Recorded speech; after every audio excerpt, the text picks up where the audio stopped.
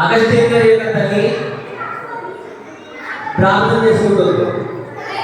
యేసయ్యా, నన్ను ప్రేమించి పిల్లలైన నాకు ఒక బిడ్డను అనుగ్రహించు. అందును బట్టి మీకు వందనములు, స్తోత్రం.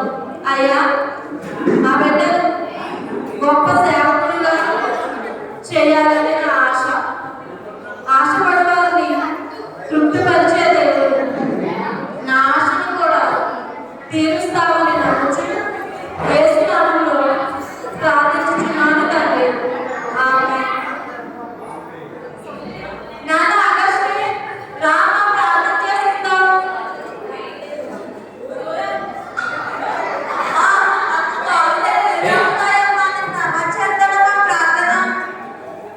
సరే నాన్న, స్కూల్కి వెళ్ళి బాగా చదువుకో, ప్రార్థన చేసుకుంటా ఉండు. మన దేవుడు గొప్ప దేవుడు. సరే అమ్మా, బాయ్ నాన్న.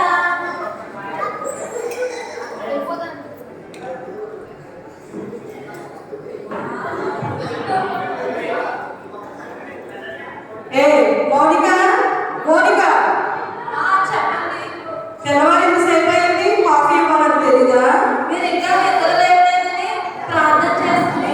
మన బాబు అగస్త్యని ఇప్పుడే స్కూల్కి పంపించానండి. నీ దిక్కుమాలిన ప్రార్థన కోసం నా కాఫీ పక్కన పెట్టేస్తావా? అయ్యో, అలా అనకండి.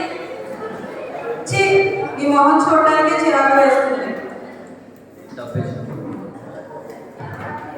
కొన్ని సంవత్సరాల తర్వాత అగస్టిన్ కాలేజీకి వెళ్తాడు. కాలేజ్ నుంచి ఇంటికి వస్తాడు.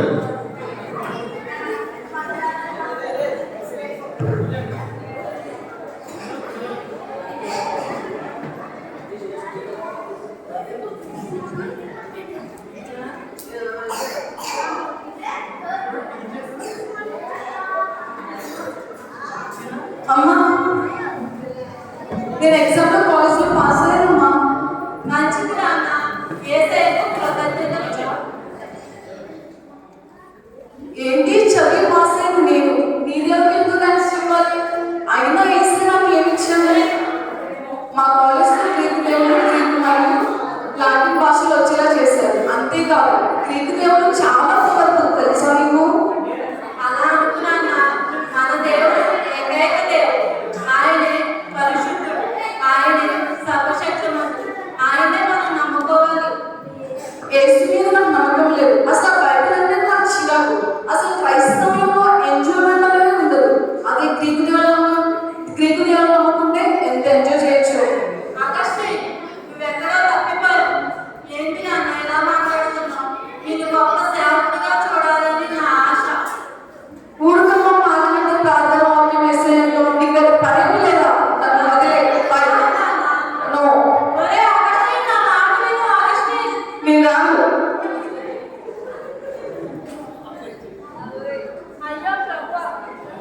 అయ్యో ప్రభువా, నాకు మాట ఏంటి నాయన ఎలా మాట్లాడుతున్నాడు?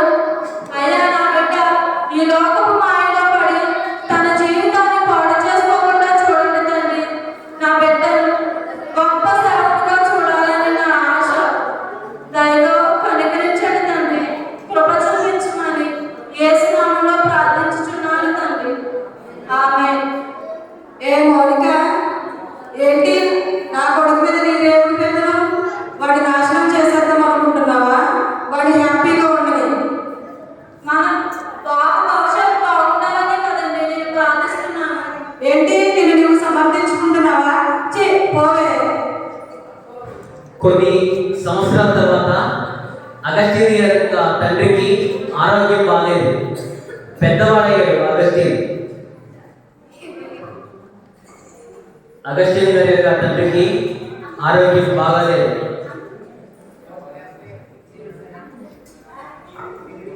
తల్లి ప్రార్థన చేసుకుంటుంది.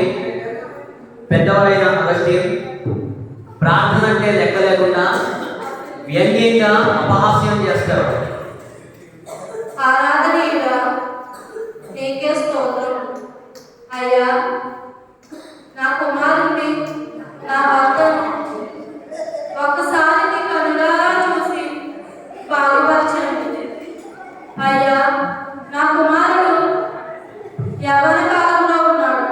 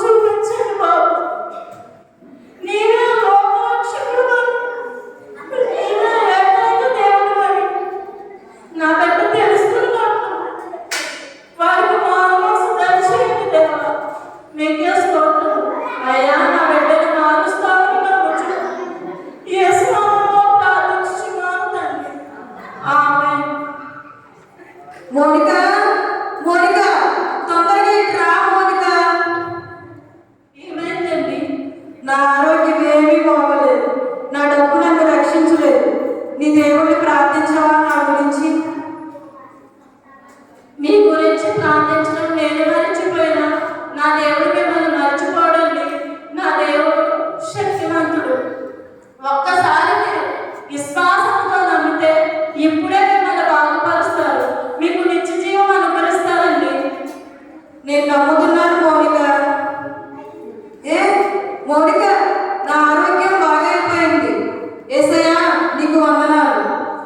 నా రోగం తగ్గితేనే దేవుడు అనుకున్నాను, కానీ నమ్మితే ఆయన నిజంగా దేవుడని, నమ్మిన వారిని ఆయన సిగ్గుపరచడని నేను తెలుసుకున్నాను. దేవా నీకు స్తోత్రం.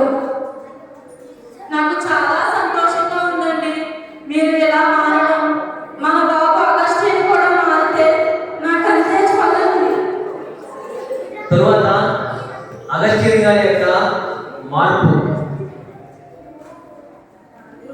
అగస్టిన్ ఎలా మారాడు అన్నది ఈ సన్నివేశం.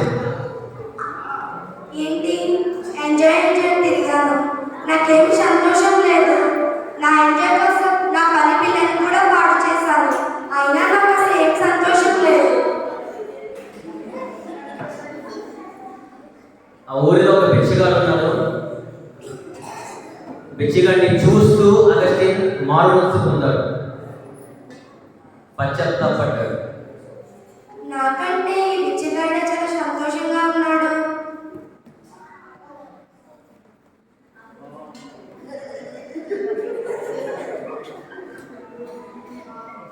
మైక్ ఏ అగస్టిన్, ఇక్కడేం చేస్తున్నావు రా? ఏం లేదా, ఊరికేలా వచ్చాను. అవునా, నేను ఆలోచిస్తున్న దగ్గరికి వెళ్తున్నా. ఆయన చాలా గొప్ప వ్యక్తి, చాలా మంచివాడు. తన ఆస్తినంతా పేదలకు ఇచ్చి దేవుని సేవలో పరిచర్య చేయడానికి వచ్చాడు. నేను ఆయన దగ్గరికి వెళ్తున్నాను, వస్తావా? సరేనా, వెళ్దాం. నాకేమి ఇక్కడ పోయట్లేదు, వెళ్దాం. సరే పద. అందరూ కలిసి యాండ్రూస్ అనే గొప్ప సేవకుడి దగ్గరికి వాక్యం వినడానికి వెళ్తారు.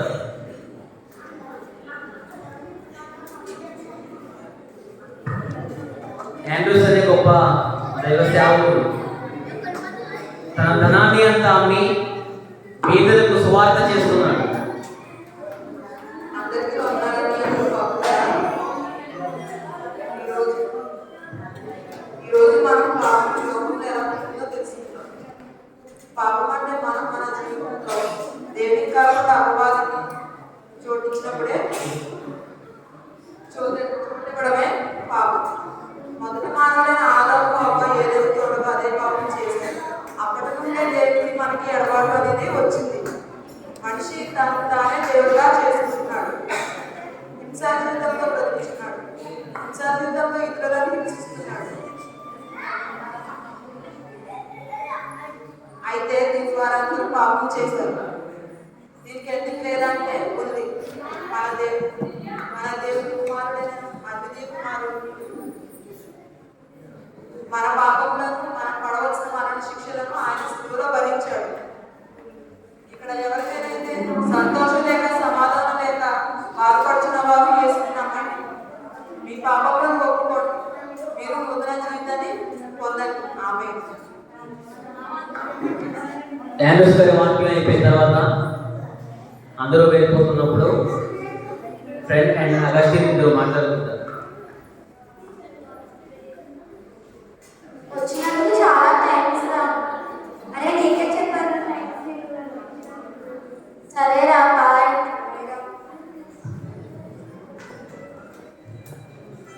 అగస్టిన్ ఇంటికి వెళ్ళిన తర్వాత విన్న వాక్యం గురించి ఆలోచిస్తూ ఉంటాడు. ఆ సమయంలో దేవుడు అగస్టిన్తో మాట్లాడతాడు.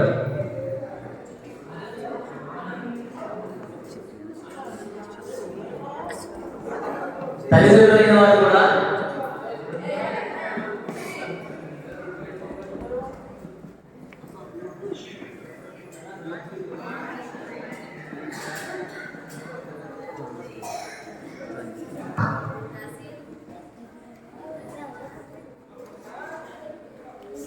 నిజమే, అనుష్క చెప్పింది నిజమే.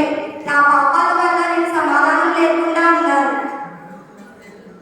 అత్యంత కృప కలిగిన దేవా, నీ నామముకే స్తోత్రములు. అయ్యా, మమ్మల్ని ప్రేమించావు, అందుని బట్టి మీకు వందనాలు. అయ్యా, నా భర్తని రక్షించుకున్నావు, నీకు స్తోత్రాలు.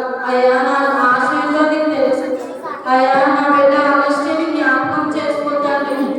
అయ్యా, నా బిడ్డ లోకపక్షుల మాయలో పడి తన జీవితాన్ని పాడు చేసుకుంటున్నాడు.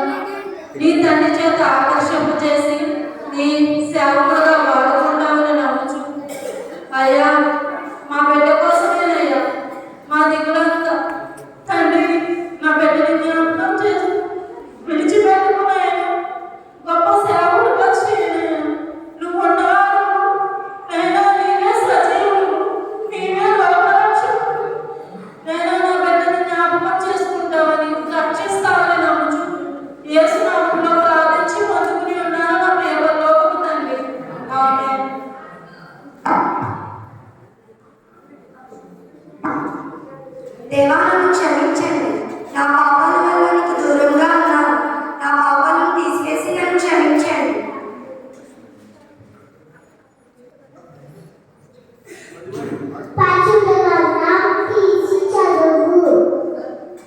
పరిశుద్ధ గ్రంథం ఎఫెసీయులకు రాసిన పత్రిక 4వ అధ్యాయం 22-24 వచనం. మునుపటి ప్రవర్తన విషయంలోనైతే మోసకరమైన దురాశలను చెడిపోవు, మీ ప్రాచీన స్వభావంలో విడిచిపెట్టి క్రీస్తు యేసును ధరించుడి. నా కుమార అగస్టిన్,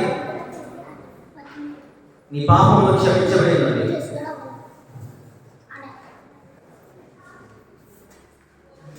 యేసయ్యా, నీ గురించి విన్నాను కానీ నిన్ను నమ్మలేదు. నా పాపాలు తీయడానికి వచ్చి నిన్ను చదివడమని నమ్ముచున్నాను. దేవా, నా పాపాలను క్షమించండి. అయ్యా, నా పాపముల వల్ల నీకు చాలా దూరంగా ఉన్నానయ్యా. తండ్రి, నన్ను క్షమించండి. అయ్యా, నన్ను పవిత్రపరచమని యేసునామమున అడుగుచున్నాను తండ్రి. ఆమేన్. కొన్ని సంవత్సరాల తర్వాత అగస్టిన్ గొప్ప సేవకుడిగా ఎదిగాడు.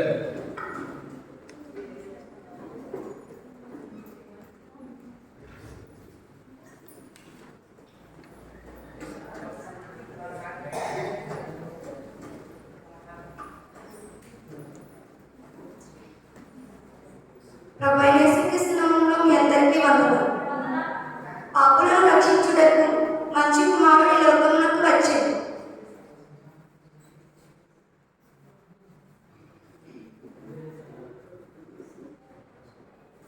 అగస్టిన్ గారు వందనాలమ్మా.